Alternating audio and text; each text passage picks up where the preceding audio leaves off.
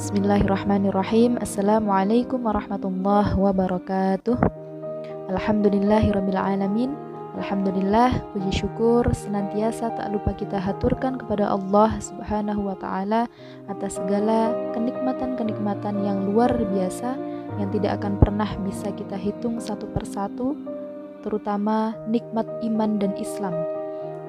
Nikmat iman dan Islam yang masih Allah teguhkan hingga sampai saat ini. Dan semoga kita juga berharap Allah akan senantiasa terus meneguhkan kenikmatan iman Islam ini hingga akhir hayat kita. Baik, selanjutnya izinkan saya untuk sedikit berbagi pada sore hari ini dalam Kultum edisi Ramadan SDIT Tahfidzul Quran Ihsanul Fikri 2 Kota Magelang dengan judul Ikhlas Membawa Keberkahan. Ikhlas merupakan wujud setiap amal yang harus hanya ditujukan untuk Allah, bukan untuk selainnya, bukan untuk ingin dihargai, dipuji, atau diapresiasi oleh selainnya. Ikhlas adalah mengharap benar-benar balasan dari Allah. Insya Allah, jika ada ikhlas di dalam beramal, maka akan banyak keberkahan dari Allah Subhanahu wa ta'ala.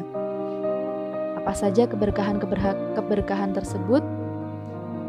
Yang pertama, poin pertama dari keberkahan adanya sebuah keikhlasan adalah amalnya disebut sebagai amal soleh. Setiap amal yang dilandasi dengan keikhlasan, maka insya Allah akan diterima Allah sebagai amal soleh. Jikalau amal yang diniatkan karena Allah, maka Allah akan jadikannya sebagai amal baik yang diterima.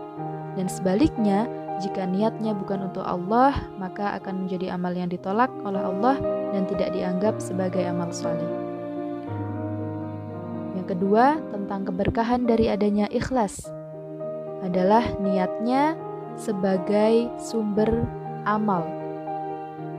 Jikalau yang menjadikannya beramal adalah niat yang benar-benar tulus karena Allah, niat untuk mengagungkan Allah, maka seseorang akan mendapatkan sebuah kenikmatan berupa dapat melakukan amal-amal lain yang lebih besar. Jadi di sini berarti bahwa ikhlas bisa menjadi motor penggerak dari seluruh aktivitas. Walaupun banyak cobaan, ujian, dengan ikhlas seseorang akan mampu melakukan aktivitas yang terbaik dengan semangat dan dengan penuh motivasi. Poin ketiga, keberkahan dari adanya ikhlas adalah mewujudkan catatan amal solih saat penghisaban amal. Saat amal dihisab, amal yang ikhlas akan berada pada timbangan amal solih atau amal yang baik. Dan sebaliknya, walaupun secara zahir terlihat amal baik, namun jikalau hatinya tidak ikhlas, maka amal tersebut akan masuk kepada timbangan amal yang tidak diterima Allah. Allah Subhanahu wa ta'ala berfirman di dalam Quran surat Az-Zumar ayat 65. Dan sungguh telah diwahyukan kepadamu dan kepada nabi-nabi yang sebelummu, sungguh jika engkau menyekutukan Allah, niscaya akan hapuslah amalmu dan tentulah engkau termasuk orang yang rugi. Imam Al-Ghazali juga pernah berpesan tentang ikhlas. Setiap manusia akan binasa kecuali orang yang berilmu. Orang yang berilmu pun akan binasa kecuali yang beramal dengan ilmunya. Orang yang beramal juga binasa, kecuali yang ikhlas dalam amalnya. Akan tetapi orang yang ikhlas juga tetap harus waspada dan berhati-hati dalam beramal. Selanjutnya poin yang keempat mengenai keberkahan dengan adanya keikhlasan. Ikhlas menyebabkan seseorang dapat menata hidup sangat baik. Seseorang yang memiliki hati ikhlas, maka insya Allah akan mampu memilah dan memilih mana-mana saja yang untuk dunia, untuk akhirat, mana yang menjadi prioritas dan bukan, mana yang lebih besar maslahatnya dan yang tidak. Dan seseorang yang ikhlas karena Allah akan memiliki visi yang panjang, tidak terbatas ruang dan waktu, yaitu apa? Tak lain dan tak bukan adalah keabadian syurga. Maka Rasulullah SAW sebut orang yang ikhlas sebagai orang yang cerdas. Mengapa? Karena akan tahu dan sadar betul tentang prioritas hidup. Apa itu prioritas hidup yang sebenarnya? Prioritas hidup yang sebenarnya adalah sebagai persiapan untuk dibawa setelah kematian. Poin yang kelima dari keberkahan atas adanya keikhlasan adalah dapat menjaga balasan yang baik di sisi Allah Subhanahu wa Ta'ala.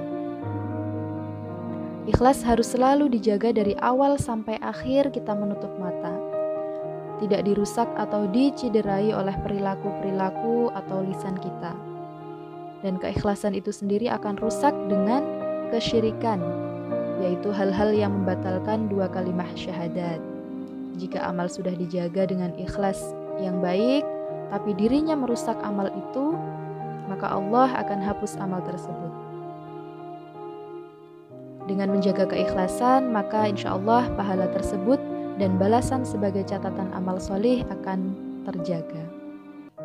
Poin yang keenam, dengan ikhlas, pahala akan berlipat ganda. Yakinlah jika beramal solih dengan ikhlas, Allah itu akan memberikan balasan tak hanya 1, 10, atau 100, tapi akan lebih dari itu. Allah Subhanahu wa Ta'ala juga berfirman di dalam Quran surat Al-Baqarah ayat 261. A'udzu billahi minasyaitonir rajim. Masalul ladzina yunfiquna amwalahum fi sabilillahi kamathali jannatin ambatat sab'a sanabila fi kulli sumbulatin mi'atu habbah. Wallahu yudha'ifu liman yasha' wallahu wasi'un alim. Perumpamaan orang yang menginfakkan hartanya di jalan Allah seperti sebutir biji yang menumbuhkan 7 tangkai. Pada setiap tangkai ada 100 biji. Allah melipat gandakan bagi siapa yang Dia kehendaki, dan Allah Maha Luas, Maha Mengetahui. Poin ketujuh tentang keberkahan dari adanya keikhlasan adalah mendapatkan ketenangan. Keikhlasan pada diri seseorang akan mengantarkannya pada ketenangan hidup. Walaupun seseorang itu diterpa ujian, cobaan, namun dengan adanya ikhlas, dirinya akan selalu merasa tetap tenang dan juga ridho. Orang ikhlas adalah orang yang selalu ridho, selalu sabar, dan selalu tawakal. Ikhlas juga akan membuat setiap aktivitas kita menjadi baik, dan bahkan seluruh fisik juga akan ikut menjadi baik. Maka dari itu, ikhlas ini harus selalu dijaga di dalam hati. Selanjutnya poin ke-8 tentang keberkahan dari adanya ikhlas adalah dengan ikhlas memunculkan kekuatan jiwa. Hati yang ikhlas insya Allah akan menguatkan jiwa. Dan jiwa yang kuat, dengan adanya jiwa yang kuat, pastilah amal yang dikerjakan juga akan lebih kuat. Selanjutnya poin yang ke-9 adalah diberikan kekuatan mental untuk menghadapi tantangan. Seseorang yang ikhlas maka akan timbul keyakinan bahwa amalnya adalah untuk Allah, maka Allah pasti tidak akan meninggalkannya dalam situasi sesulit apapun itu. Seperti janji Allah di dalam Quran surat At-Taubah, La tahzan innallaha ma'ana. Jangan engkau bersedih, sesungguhnya Allah bersama kita. Dan yang terakhir mengenai keberkahan dari adanya ikhlas adalah ditutup dengan istiqomah. Keberkahan dari ikhlas yang selanjutnya adalah dengan adanya keistiqomahan. Dengan istiqomah, insya Allah akan menjaga dirinya, menjaga diri seseorang dari perbuatan dosa. Walaupun ada uzur, seseorang yang dengan ikhlas istiqomah melakukan sebuah amal, maka Allah akan tetap catat amal soleh tersebut seperti biasanya seseorang itu melakukannya. Amal yang istiqomah saat meninggal pun seseorang akan bisa tersenyum karena di situ ada busyra atau berita dari malaikat. Ini seperti firman Allah dalam Quran surat Fussilat ayat 30. Sesungguhnya orang-orang yang berkata Tuhan kami adalah Allah, kemudian mereka meneguhkan pendirian mereka, maka malaikat-malaikat akan turun kepada mereka dengan berkata, janganlah kamu merasa takut dan janganlah kamu bersedih hati, dan bergembiralah kamu dengan memperoleh surga yang telah dijanjikan kepadamu. Nah, cukup sekian dulu tentang keberkahan dari adanya keikhlasan, ikhlas yang membawa keberkahan. Semoga Allah selalu mengingatkan kita, menyadarkan kita betapa pentingnya ikhlas dalam setiap amal soleh. Semoga kita terus bisa menjaganya dan terus merawat pahalanya sehingga bisa menjadi amal yang istiqomah dan tercatat sampai hari kiamat, menjadi amal soleh kita dalam timbangan amal yang baik dan menyelamatkan kita ke dalam syurganya. Amin amin ya mujibas sa'ilin. Disarikan dari Taujih Ustadzah Aan Rohana. Wabillahi taufiq wal hidayah. Afwan minkum. Wassalamualaikum warahmatullahi wabarakatuh.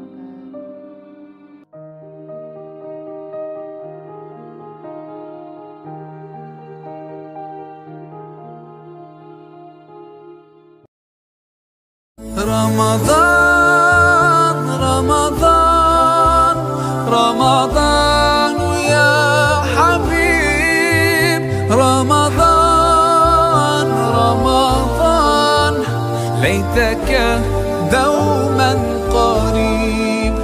Ramadan, Ramadan, Ramadan ya Habib, Ramadan, Ramadan, ليتك دوما قريب، ليتك دوما